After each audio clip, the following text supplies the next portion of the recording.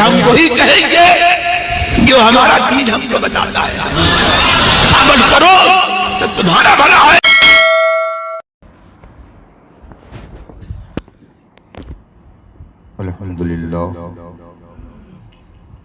الحمد لله الذي أبدع الأخلاق والأرضين، والصلاة والسلام على من كان نبيا وآدم بين الماء والطين، وعلى آله الطيبين وأصحابه المطهرين وعلماء ملته أجمعين. أما بعد، فأعوذ بالله من الشيطان الرجيم. بسم الله الرحمن الرحيم. ومن يؤت الحكمة فقد أوتي خيرا كثيرا. صدق الله العظيم وصدق رسوله النبي الأمين الكريم، ونحن على ذلك لمن الشاهدين والشاكرين، والحمد لله رب العالمين. علماء ذوی الاحترام، حاضرین باوقار، سامعین ذی احترام، السلام علیکم ورحمۃ اللہ تعالی وبرکاتہ. یہ پاکیزہ محفل اور بابرکت بزم عالم اسلام کی نہایت بابرکت اور علمی و روحانی شخصیت کی یاد میں منعقد ہے، جو علم ظاہر اور علم باطن کا حسین سنگم تھی. وہ ایسی ذات تھی جس نے پوری دنیا اسلام پر انمٹ نقوش چھوڑ دیے، اور صبح قیامت تک وہ نقوش اور اس ذات کی پاکیزہ تعلیمات امت مسلمہ کی رہنمائی کا کام کرتی رہے. وہ اگر اپنے وقت کا ایک متبحر عالم دین مانا گیا، مرجع فتویٰ کہلایا، تو دنیا نے اسے ایک بے نظیر اور بے مثال روحانی مرشد کی حیثیت سے بھی دیکھا. وہ جس طرح اس دور میں مفتی اعظم ہند تھے، اسی طرح سے وہ اپنے اس دور کے مرشد اعظم بھی تھے. اس پاکیزہ ذات کی بارگاہ میں خراج محبت پیش کرنے کے لیے ہم اور آپ حاضر ہیں. یہ ہم سب کی سعادت ہے کہ رب کائنات نے اس عظیم ذات سے ہمیں غلامی کا شرف عطا فرمایا ہے. میں دو چند منٹ اسی بابرکت شخصیت کے حوالے سے کچھ عرض کرنے کی جسارت کروں گا، مگر آئیے سب سے پہلے مصطفیٰ جان رحمت، سرور کائنات، فخر موجودات علیہ تحیت و ثنا کی بارگاہ قدس میں درود و سلام کا نذران عقیدت پیش کریں اور پڑھیں. اللہم صلی علی سیدنا و مولانا محمد معدن الجود والکرم و علی الکرام اجمعین. اللہ تبارک و تعالی کا بے پایاں کرم اور اس کا فضل و احسان ہے کہ اس نے ہمیں رسول پاک صلی اللہ علیہ وسلم کی وفادار امت میں پیدا فرمایا. ایمان کی دولت بخشی اور اپنے محبوب بلکہ محبوب کائنات کی محبت اس نے ہمیں عطا فرمائی۔ ایک انسان کی زندگی کا سب سے عظیم سرمایہ اور سب سے عظیم نعمت وہ دولت ایمان ہے۔ دنیا اور آخرت کی ساری کامیابیوں کا دار و مدار ایمان ہے۔ انسان دنیا میں آیا اور ایک روز اس دنیا کو چھوڑ کر وہ چلا جائے گا۔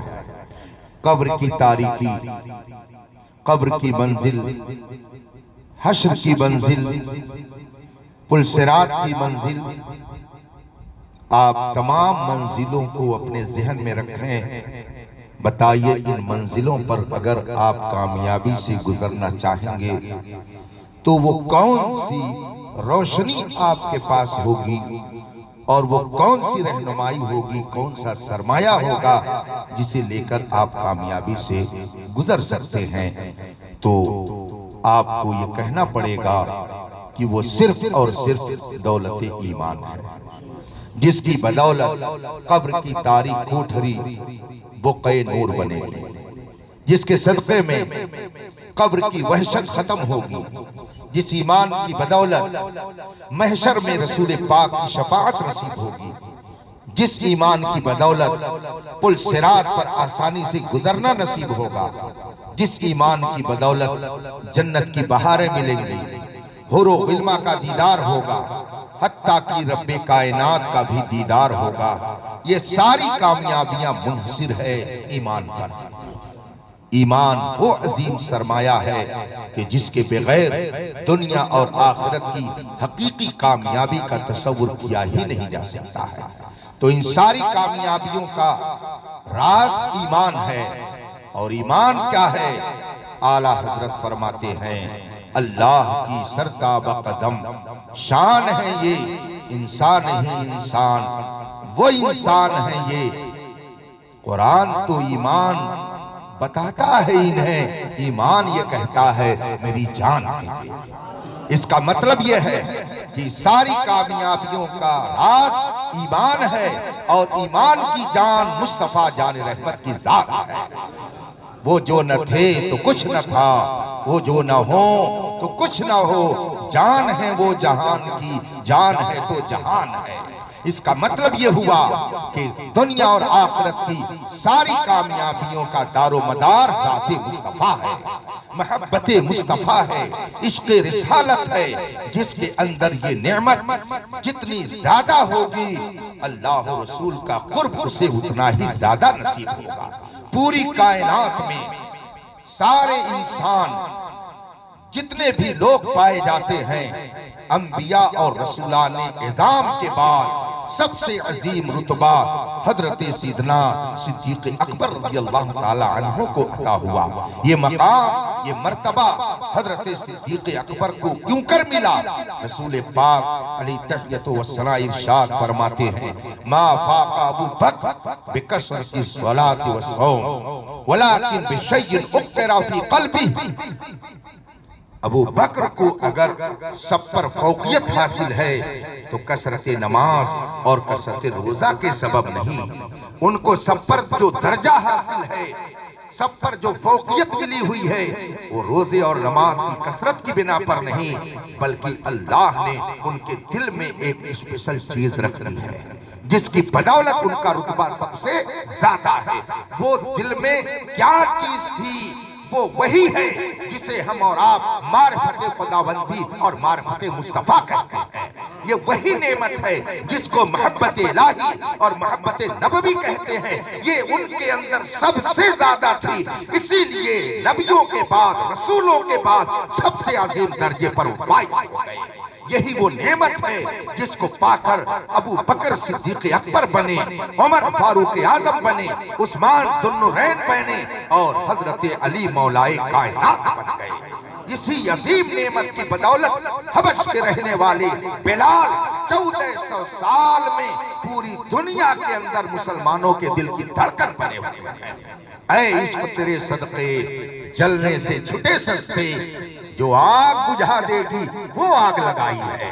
جہنم کی آگ اگر کسی آگ سے بجھے گی تو وہ مصطفیٰ جان رحمت کی محبت کی آگ ہے۔ یہ محبت کی آگ ہی جہنم کی آگ کو بجھائے گی۔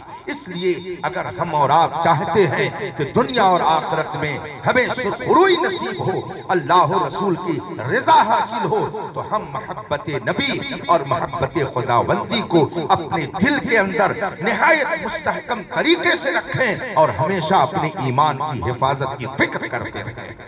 جتنے انبیاء کرام دنیا میں جلوہ گر ہوئے، سب نے خدا کی وحدانیت اور اپنی نبوت و رسالت کی تعلیم دی، اور سب کی تعلیم کا بنیادی مقصد اللہ کی رضا جوئی ہے۔ اعلیٰ حضرت فرماتے ہیں، یا خدا تجھ تک ہے سب کا منتہا، سب کا منتہا ذات خدا، سب کا مقصود ذات خدا، سب کا مطلوب ذات خدا، سب کا محبوب خداوند قدوس کی ذات ہے۔ ساری کائنات کا منتہا مقصود و مطلوب ذات خداوندی ہے۔ پوری کائنات خدا کی رضا چاہتی ہے اور خدا اپنے محبوب مصطفیٰ جان رحمت کی رضا چاہتا ہے۔ اعلیٰ حضرت فرماتے ہیں، خدا کی رضا چاہتے ہیں تو عالم، اور خدا چاہتا ہے رضا محمد۔ الحمدللہ ہمارا اور آپ کا رشتہ جس پیغمبر عظیم سے ملا ہوا ہے وہ پوری کائنات میں منفرد و بے مثال، اللہ نے اسے پوری کائنات میں بے نظیر اور بے مثال بنایا۔ ان کی برکت سے ان کی امت بھی بے نظیر اور بے مثال ہے، اور ان کی امت کے علماء بھی بے نظیر اور بے مثال ہیں۔ 1400 سال میں نبی کے جتنے نائبین آئے، نبی کے جتنے عاشق آئے، نبی کے جتنے شہدائی آئے، پوری دنیا آج ان کے ذکر سے گونج رہی ہے۔ غوث اعظم کا ذکر پوری دنیا میں ہو رہا ہے، امام اعظم کا ذکر پوری دنیا میں ہو رہا ہے، خواجہ غریب نواز کا ذکر پوری دنیا میں ہو رہا ہے، حسین اعظم کا ذکر پوری دنیا میں ہو رہا ہے۔ کیوں ہو رہا ہے؟ اس لیے کہ ان ذوات قدسیہ نے اللہ رسول پر اپنے کو قربان کر دیا، تو اللہ رسول نے پوری دنیا کے لوگوں کے دلوں میں ان کی محبت پیدا کر دی۔ اس دور میں یہ اسی ہی حیثیت میرے تاج الشریعہ کو حاصل تھی، جنہوں نے اپنی پاکیزہ گفتار اور اپنے پاکیزہ کردار کے ذریعہ نہ جانے کتنے لاکھ انسانوں کے دلوں میں نبی کی محبت کا چراغ جلا گئے۔ ان کا سایہ ایک تجلی، ان کا نقش پا چراغ، وہ جدھر گزرے ادھر ہی روشنی ہوتی گئی۔ آپ لوگوں نے بھی اس عظیم ذات کو اپنے ماتھے کی نگاہوں سے دیکھا ہوگا۔ ان کا جلوہ زیبا دیکھنے کے لیے لوگ بیتاب رہا کرتے تھے۔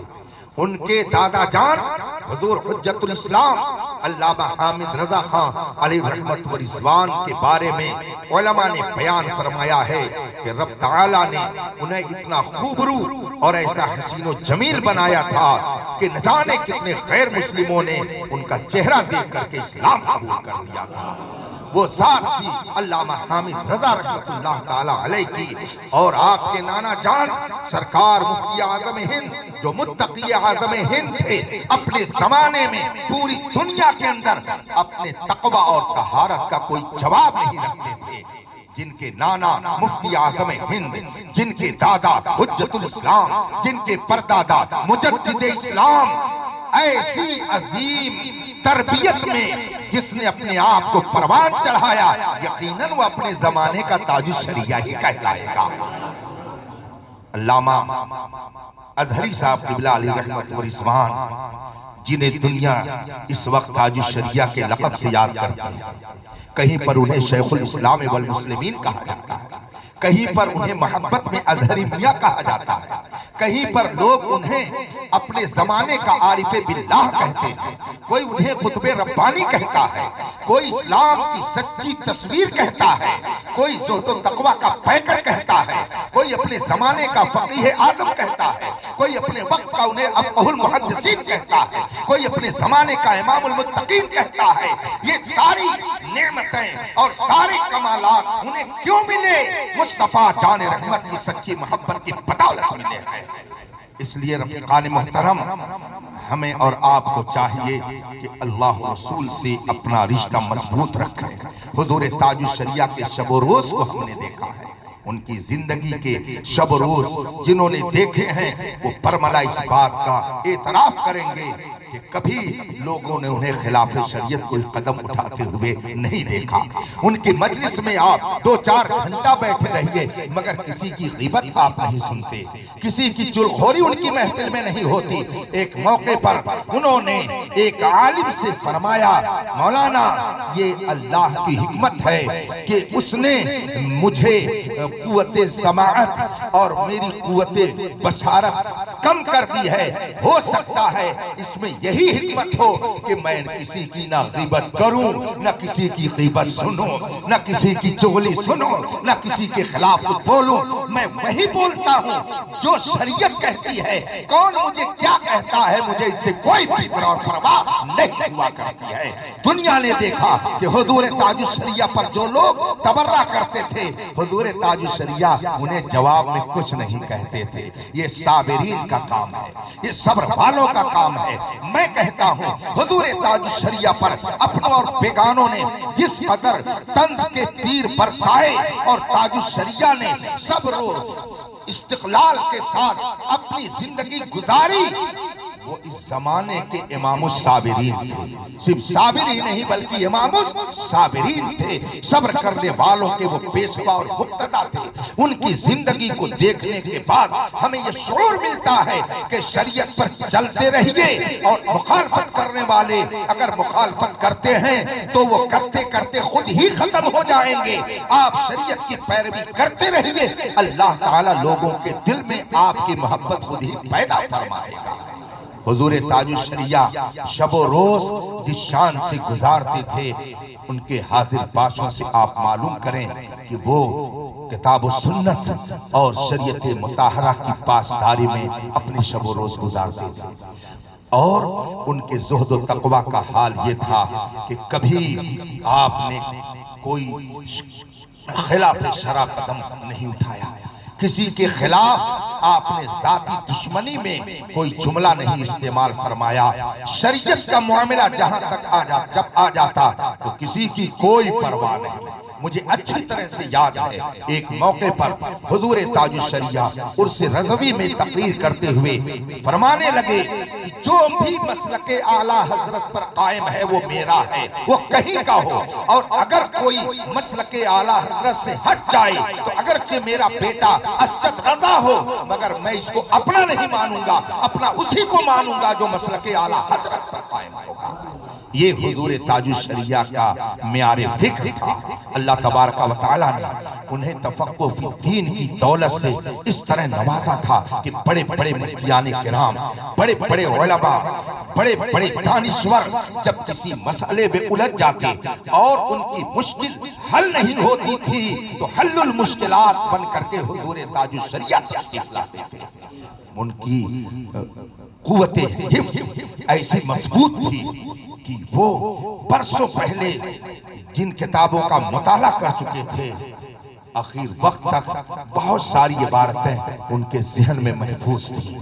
لوگ پڑھتے اور اگر کہیں غلطی کر جاتے تو حضور تاج الشریعہ وہیں سے بول دیتے، اس کو پھر سے پڑھ لیجئے، دیکھیے لکھا کیا ہے۔ ایک موقع پر خود میں ایک عبارت حضور تاج الشریعہ کے سامنے پڑھ رہا تھا، حضور تاج الشریعہ کو وہ عبارت میں سنا رہا تھا، اس میں عین کے ساتھ عبارت لکھی ہوئی تھی، وَلَا يُعَارُ کا لفظ لکھا ہوا تھا۔ حضور محدث کبیر آقا نعمت شہزادے صدر الشریعہ محدث کبیر علامہ ضیاء المصطفیٰ صاحب قبلہ بھی जलवा फरमा थे और भी चंद उलमा थे। मैं इबारत खानी कर रहा था, जब मैंने ऐन के साथ पढ़ा वो लफ्ज था युआरो, जो मैं पढ़ रहा था। हुजूर ताजुश्शरिया ने फरमाया जी क्या पढ़ा? मैंने कहा वला युआरो। हुजूर ताजुश्शरिया फरमाते हैं ये ऐन के साथ नहीं होना चाहिए, ये युआरो का लफ्ज नहीं होना चाहिए, यहाँ जा के साथ होना चाहिए। वला युआरो के बजाय इसे वला युजारो होना चाहिए। मैंने जब हुजूर ताजुश्शरिया की ये बात सुनी, हुजूर मुहद्दिस कबीर के सामने मैंने बात रखी। हुजूर मुहद्दिस कबीर ने फरमाया वला युआरो भी सही हो सकता है।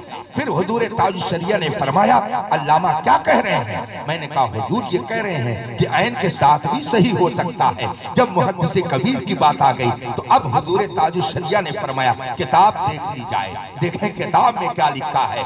जीम के साथ है कि ऐन के साथ है? अब फौरन ही मौलाना आशिक हुसैन साहब ने लैपटॉप में वो असल अरबी इबारत निकाली। अद्दुर्रुल मुख्तार किताब का नाम है। किताब में जब इबारत तलाशी जा रही है तो हुजूर ताजुश्शरिया जिस लफ्ज के साथ फरमा रहे थे वही लफ्ज में लिखा हुआ मिलता है। ये जात थी हुजूर ताजुश्शरिया की। एक मौके पर आप बिहार तशरीफ ले गए। एक आलिम साहब ने हुजूर ताजुश्शरिया से पूछा हुजूर जब कोई तालिये कुरान की तिलावत करता है, कारिये कुरान जब कुरान पढ़ता है तो बीच में सांस लेने के लिए वक्फा करता है और इस दरमियान लोग सुभान अल्लाह माशा अल्लाह कह देते हैं। तो दरमियान में जो लोग सुभान अल्लाह और माशा अल्लाह वगैरह कहते हैं ये कहना दुरुस्त है या नहीं है? हुजूर ताजुश्शरिया ने फरमाया इसका जवाब इमाम जलालुद्दीन सुयूती शाफी रहमतुल्लाह ताला अलैह ने अपनी किताब अल इत्कान फी उलूमिल कुरान के फला बाब में तहरीर फरमाया है। फला बाब में तहरीर फरमाया है, उसको देख लिया जाए। मौलाना साहब ने अर्ज की हुजूर मैंने अल इत्कान का 2 मरतबा मुताला किया है मगर मुझे उसमें तो ये जवाब कहीं नजर नहीं आया, इसका जवाब मुझे उसमें नहीं मिला। हुजूर ताजुश्शरिया फरमाते हैं जाइए अगर किताब हो तो लेकर आइए। उन्होंने अर्ज की हुजूर वो किताब मेरे पास है। अल इत्कान किताब लाई गई, अरबी में बहुत मोतबर किताब है। अल इत्कान फी उलूमिल कुरान इमाम जलालुद्दीन सुयूती शाफी रहमतुल्लाह ताला अलैह की तसनीफ है। इल्म कुरान के हवाले से इल्म का वो एक ज़ख़ीरा है। उसमें हुजूर ताजुश्शरिया ने फरमाया था कि इसमें लिखा हुआ इसका जवाब। जब वो किताब लाई गई वो आलिम जो पहले फरमा चुके थे कि मैंने 2 मरतबा पूरी किताब का मुताला किया है मगर मुझे उसमें इसका जवाब नहीं मिल रहा है। हुजूर ताजुश्शरिया ने फरमाया फला चैप्टर में देखिए उसमें जवाब मिलेगा। चुनांचे आलिम का बयान है कि जब मैंने वो चैप्टर खोल करके देखा तो जैसा ताजुश्शरिया ने फरमाया था वैसे ही मुझको उसमें जवाब मिला। आप गौर करें हुजूर ताजुश्शरिया मुस्तकिल सफर में रहते थे, मुरीदों के झुरमुट में रहते थे, हर आने वाले की फरियाद रसी फरमाते थे, लोगों से मुलाकात करते थे। किताब देखने का मौका कब मिलता था? लेकिन नहीं, जो अल्लाह का महबूब हो जाता है अल्लाह अपने करम से बगैर मेहनत के उसे इल्म अता किया करता है। आलिम साहब ने बाद में अपने शागिर्दों से फरमाया ये इल्म कसबी नहीं है जो मेहनत से हासिल हो, ये वह भी है अल्लाह जिसे चाहता है अपने करम से अता फरमा देता है।